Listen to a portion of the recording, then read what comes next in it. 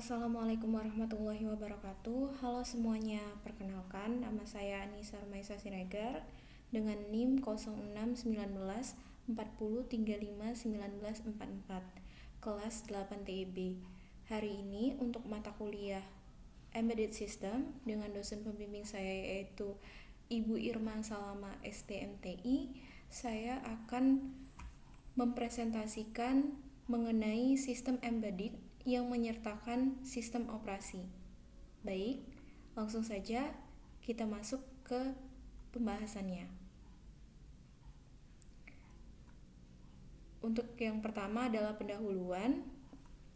Jadi, capaian pembelajaran umum yang ingin dicapai adalah 1. Dapat mengetahui dan memahami konsep embedded system. 2. Dapat mengetahui dan memahami sistem operasi dari embedded system. Selanjutnya, capaian pembelajaran khusus yang ingin dicapai adalah 1. Memahami arsitektur dari embedded system. 2. Memahami perangkat lunak aplikasi dari embedded system. 3. Memahami komponen-komponen embedded system.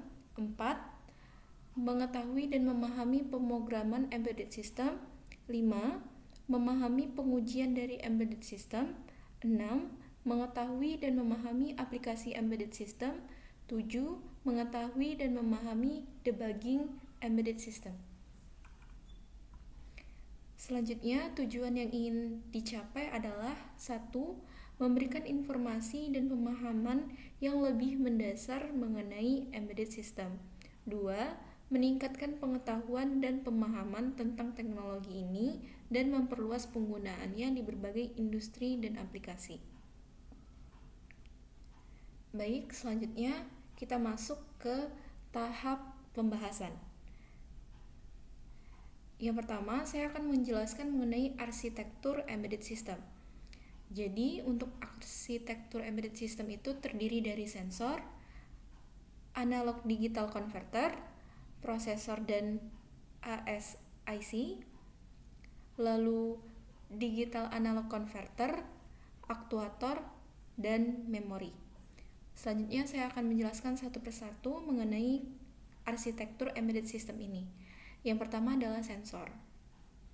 Sensor adalah alat yang digunakan untuk mengukur kuantitas fisik dan mengubahnya menjadi sinyal listrik yang dapat dibaca oleh pengamat atau instrumen elektronik seperti konverter analog dan digital. Lalu, analog digital converter adalah konverter analog ke digital untuk mengubah sinyal analog yang dikirim oleh sensor menjadi sinyal digital.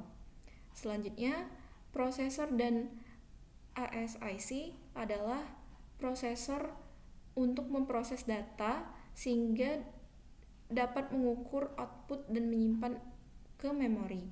Selanjutnya adalah digital analog converter. Ini adalah konverter digital ke analog untuk mengubah data digital yang diumpankan oleh prosesor ke data analog. Lalu selanjutnya ada aktuator. Aktuator membandingkan output yang diberikan oleh konverter digital analog dengan output aktual yang diharapkan yang tersimpan di dalamnya dan menyimpan output yang disetujui. Selanjutnya, saya akan membahas mengenai perangkat lunak embedded system. Jadi, yang pertama adalah perangkat lunak aplikasi mengontrol fungsionalitas sistem embedded. Selanjutnya, perangkat lunak ini bisa berupa perangkat lunak untuk mengontrol sistem navigasi mobil atau perangkat lunak untuk mengontrol sistem pembayaran di mesin penjualan otomatis. Selanjutnya, komponen embedded system antara lain adalah microcontroller, sistem pada chip, sensor, aktuator, dan komunikasi. Selanjutnya, saya akan membahas mengenai pemrograman embedded system. Bahasa pemrograman adalah bahasa pemrograman yang paling sering digunakan untuk pemrograman sistem embedded adalah C dan C++. Perangkat lunak yang sering digunakan dalam pemrograman sistem embedded adalah compiler, debugger, dan simulator. Lalu, untuk perangkat kerasnya, ada banyak perangkat keras yang digunakan dalam sistem embedded seperti microcontroller, sensor, dan perangkat penggerak. Lalu, untuk optimalisasi kode, dalam pemrograman sistem embedded, optimalisasi kode sangat penting karena sistem embedded memiliki sumber daya yang terbatas. Selanjutnya ada proses interrupt. Interrupt adalah mekanisme yang digunakan dalam sistem embedded untuk memproses perintah saat terjadi event tertentu. Lalu assembler. Assembler adalah bahasa pemrograman yang digunakan untuk menulis program dalam bentuk kode mesin.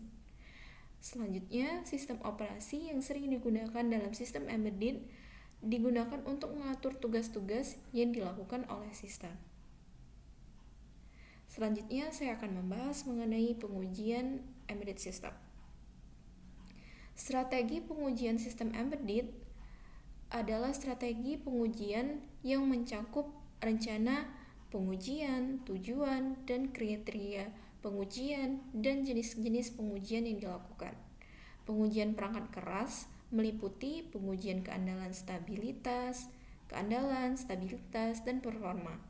Lalu pengujian perangkat lunak adalah pengujian yang meliputi pengujian fungsional, pengujian integrasi, dan pengujian performa. Selanjutnya, pengujian sistem integrasi meliputi pengujian antarmuka, pengujian interoperabilitas, dan pengujian integrasi sistem. Lalu, ada pengujian fungsionalitas yang bertujuan untuk memastikan bahwa sistem embedded dapat melakukan fungsinya dengan benar. Selanjutnya, saya akan membahas mengenai aplikasi embedded system. Sejauh yang kita ketahui, aplikasi embedded system terdiri dari antara lain sistem kendali mesin. Sistem embedded dapat digunakan untuk mengontrol mesin industri dan memastikan mereka beroperasi dengan efisien dan aman. Lalu, digunakan pada perangkat medis. Banyak perangkat medis menggunakan sistem embedded untuk mengumpulkan data pasien, mengirimkan hasil tes, atau mengatur aliran obat. Selanjutnya, aplikasi embedded system juga diterapkan pada kendaraan. Kendaraan modern menggunakan banyak sistem embedded untuk mengontrol baik itu sistem keselamatan seperti pengereman dan pengukuran kecepatan, dan juga mengontrol fitur hiburan seperti sistem audio dan navigasi. Selanjutnya, aplikasi embedded system juga diterapkan pada perangkat pintar seperti kunci pintar, lampu pintar, dan termostat pintar. Semuanya menggunakan sistem embedded untuk mengatur fungsinya dan berkomunikasi dengan perangkat lainnya. Selanjutnya, saya akan membahas mengenai debugging embedded system. Debugging sistem embedded adalah proses mengidentifikasi dan memperbaiki masalah pada perangkat keras dan perangkat lunak pada sistem embedded. Sistem embedded sendiri adalah sebuah sistem yang terdiri dari microcontroller atau mikroprosesor yang ditanamkan dalam sebuah perangkat, seperti sistem kontrol mesin atau sistem sensor pintu otomatis. Selanjutnya, debugging sistem embedded ini melibatkan berbagai teknik dan alat yang digunakan untuk menganalisis masalah dan menemukan sumber masalah. Lalu, saya akan membahas mengenai teknik debugging yang umum digunakan pada sistem embedded. Yang pertama adalah hardware debugging. Hardware debugging di sini adalah penggunaan alat-alat seperti osiloskop atau logic analyzer untuk memeriksa sinyal pada pin microcontroller, serta penggunaan JTAG untuk debugging pada chip dan pengukuran tegangan serta resistansi pada rangkaian dengan menggunakan multimeter. Selanjutnya, yang kedua adalah software debugging. Untuk software debugging ini adalah pemecahan breakpoint pada kode, penggunaan simulator atau emulator untuk menjalankan program tanpa perlu hardware fisik, serta penggunaan log dan pesan error untuk menemukan penyebab masalah. Yang ketiga adalah pengujian fungsionalitas sistem, pengujian performa dan ketahanan, serta pengujian integrasi dengan sistem yang lebih besar. Selain itu, untuk teknik debugging yang umum digunakan pada sistem embedded ada analisis interaksi modul. Analisis interaksi modul ini mengamati interaksi antara komponen dan modul yang berbeda pada sistem embedded menggunakan bus analyzer untuk melihat komunikasi antara perangkat, serta analisis protokol untuk memahami protokol komunikasi yang digunakan. Selanjutnya adalah penggunaan perangkat lunak debugging yang tepat. Ada perangkat lunak debugging yang tersisa, antara lain untuk embedded system adalah GDB, CTAG, Sager, dan Keil. Selanjutnya kita masuk ke tahap penutup. Di sini saya akan memberikan beberapa kesimpulan, yaitu sistem embedded adalah sistem komputer yang ditanamkan pada perangkat elektronik tertentu dan didesain untuk melakukan tugas-tugas tertentu, seperti pengendalian dan pengukuran. Sistem embedded memiliki karakteristik tertentu seperti sumber daya yang terbatas, melakukan tugas tertentu, real time, ukuran kecil, harga terjangkau, keterbatasan penggunaan perangkat lunak, dan komunikasi yang harus dipertimbangkan dalam perancangannya. Selanjutnya, pemrograman sistem embedded membutuhkan bahasa pemrograman seperti bahasa C atau C++, serta perangkat lunak yang dibutuhkan antara lain adalah compiler, debugger, dan simulator. Baik, saya rasa cukup untuk pembahasan ini mengenai sistem embedded yang menyertakan sistem operasi. Atas segala kekurangan dan kesalahan yang saya perbuat, saya mohon maaf. Saya ucapkan terima kasih. Saya tutup. Wassalamualaikum warahmatullahi wabarakatuh.